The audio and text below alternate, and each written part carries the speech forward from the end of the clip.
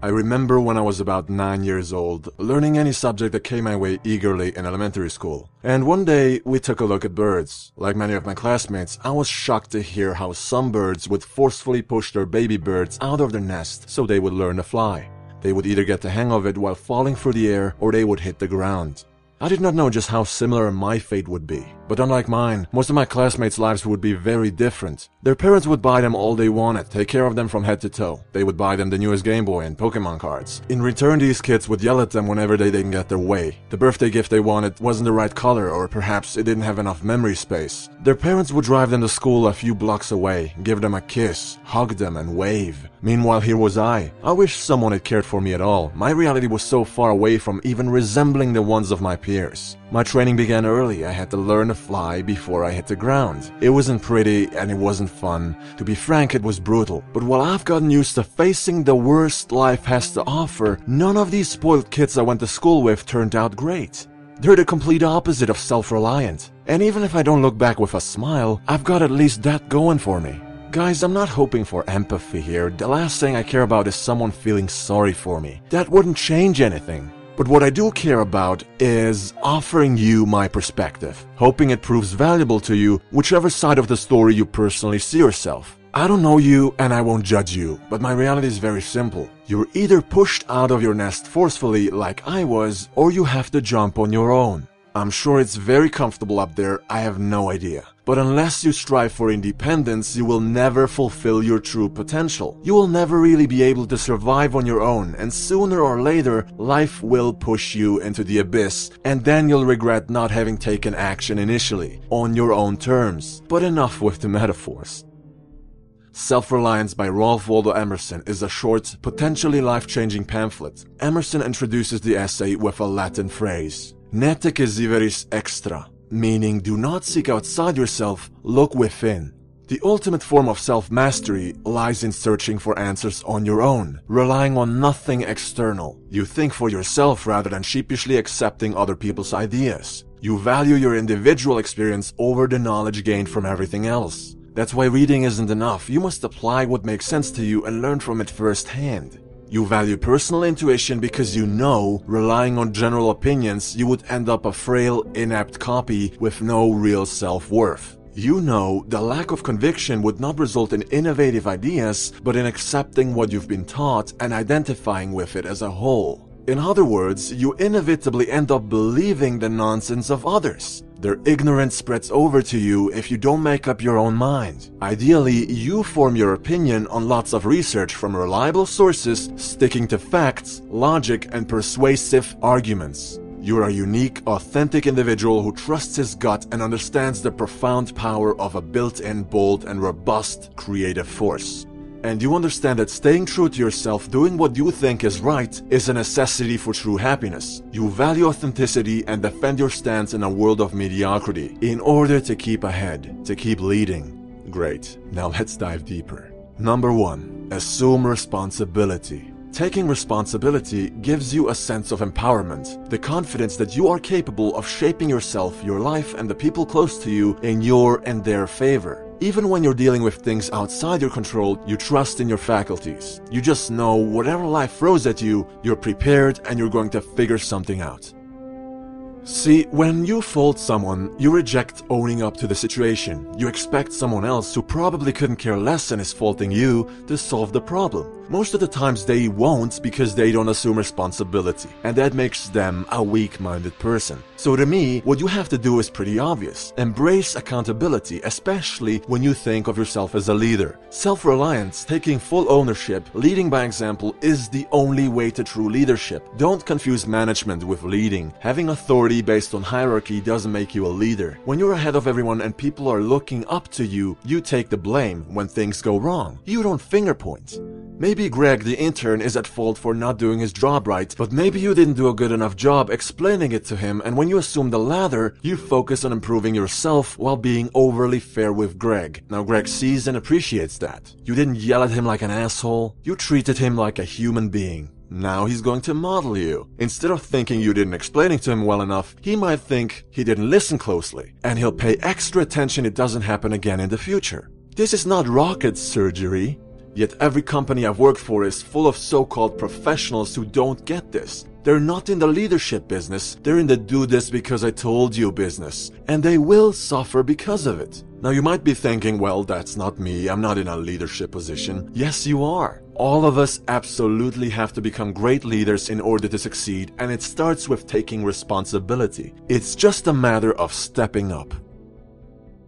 Number 2, be informed. Know your environment. Once you call the battlefield your home, you've gained a decisive advantage over the enemy. Whatever playground you're in, there are rules, there's a limited amount of resources. There's behavior that leads to success, and there's behavior that leads to nowhere. The more you know, the more considerate your decision making will be, because your personal intuition is backed by data. I think more people should trust their gut, absolutely, but you need to have as much of the facts as possible first. Why do I value reading books so much? It's incredible information at your disposal for the same price as a meal or two at a restaurant. Many authors spend their whole life thinking, researching, analyzing, and reflecting on a certain subject, then writing it all down in a consumable, comprehensible way, and you can get that for $20. Outstanding! I'm baffled people don't read more. And the ones who do, speaking of behavior that leads to nowhere, there's a scary amount of people on the internet who tell me they read a book a day, or I don't know, 100 books every year. First of all, their definition of reading is quite interesting. They don't understand the meaning of being informed. They don't get what it's about. They're impressed by some Warren Buffett type story where he picks up a stack of paper and says he read X amount of pages every day of his life. Then they try to emulate that and focus on quantity, not quality. Instead of focusing on the content, they care more about what page they're on. I'm gonna make a bold statement here. Information that you can't apply, information that you don't have at your disposal when you need it, is worthless. Scanning through all the words in a book from front to back without any thought doesn't mean anything. Even worse when you're skimming it. Sure, you can tell everyone, oh, you've read the book, but what's that worth? You don't start with a library. You start with a few books you're going to study profoundly. In my opinion, you're never done reading a good quality book like The 48 Laws of Power. You always go back to it. We're human, we tend to forget. Stop working out, you're losing muscle and strength. Same here. How many times have you watched your favorite movie? Every time I watch Fight Club, I refresh my memory and I notice something new I overlooked before. Same here. But if you only buy no-name BS from your local bookstore without any research on the author, then I'm not surprised you don't want to read it a second time. You want quality information. Books, among other products and services, are a great source, but like I said, being self-reliant, you value your individual experience over the knowledge gained from everything else. Number 3. Know where you're going.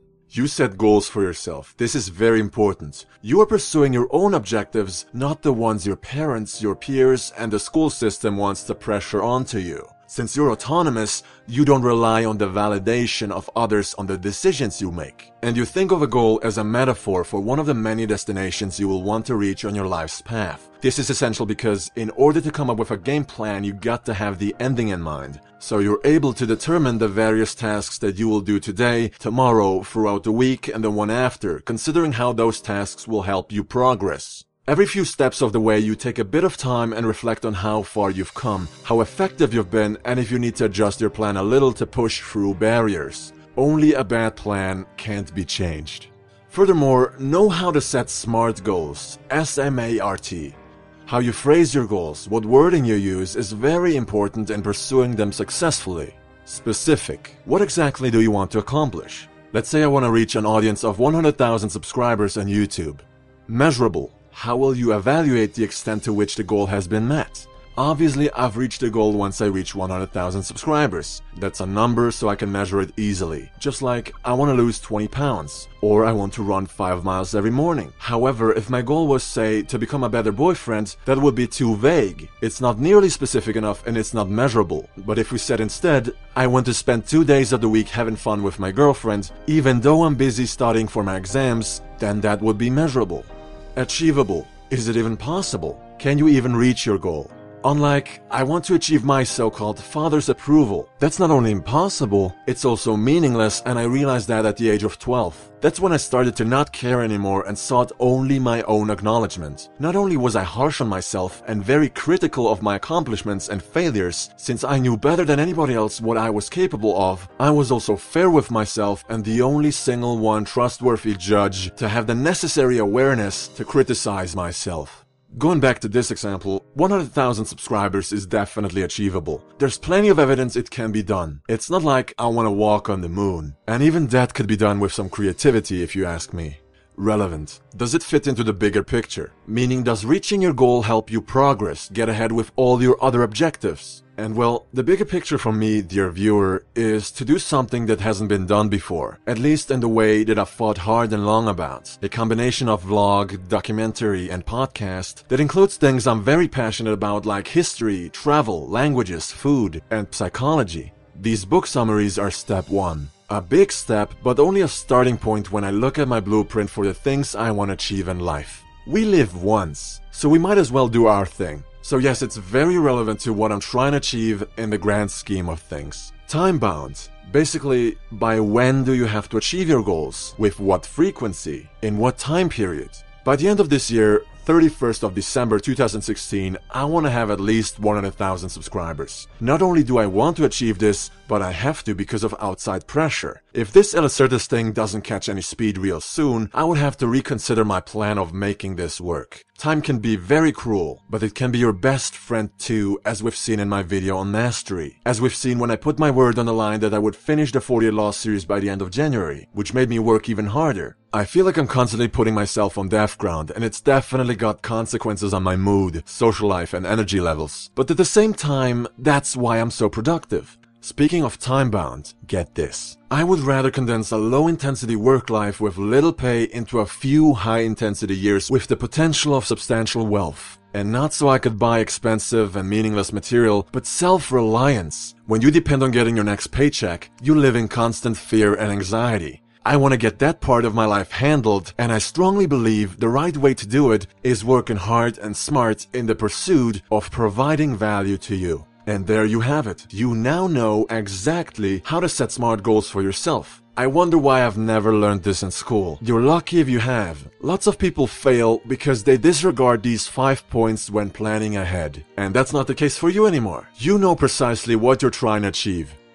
Number 4. Make your own decisions. As I've alluded to earlier, you are the best judge for what's the next greatest possible step to take in your life. The self-reliant may ask for the opinion of others every once in a while in order to consider it, but generally they block out all the noise and distractions, weigh the pros and cons, assess and calculate the risk, and then they come up with their own conclusion. They trust their gut, their own assessment of the situation. That gut feeling you have is an integrated sixth sense. Deep down in your heart, you just know what the right thing to do is. I've said this before, it doesn't really matter what choice you make, because you don't make the right or wrong choice, you make a choice and then you make that choice right. You're the one setting up the options because you're self-reliant. By that I mean, you might ask yourself, should I try and become a professional snowboarder, which I'd really love to do, or should I become an author, which I really love as well? The answer might just be, I can combine both of these things and write books about my journey, documenting how I've become a pro snowboarder, what it takes and what I've learned from my failures and successes. There you go, that's a book I would buy. Especially since you're a master at your craft, you've gained all the right experiences, and you know what you're talking about. Notice how both of those options were something our self-reliant example here is passionate about. He didn't ask himself whether he should go to university and study law because his mother nags him about it. He doesn't even consider that since it's the last thing he's interested in.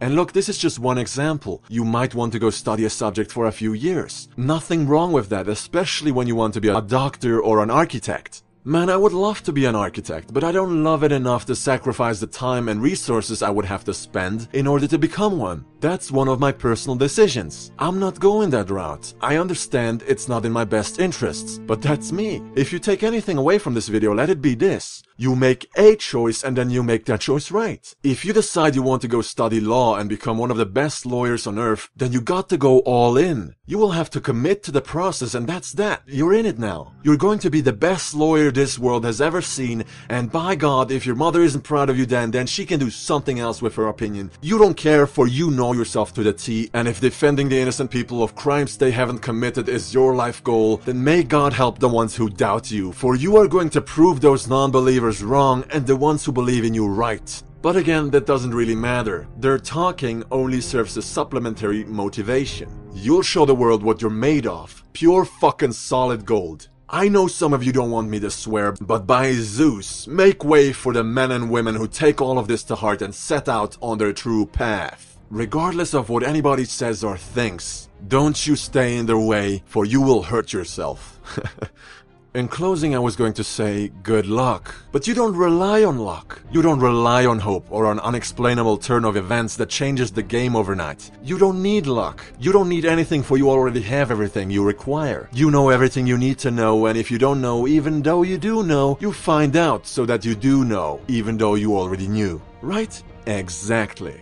And don't be too hard on yourself. Learn from failure. The ones who never fail never try. One must still have chaos in oneself to be able to give birth to a dancing star. Friedrich Nietzsche.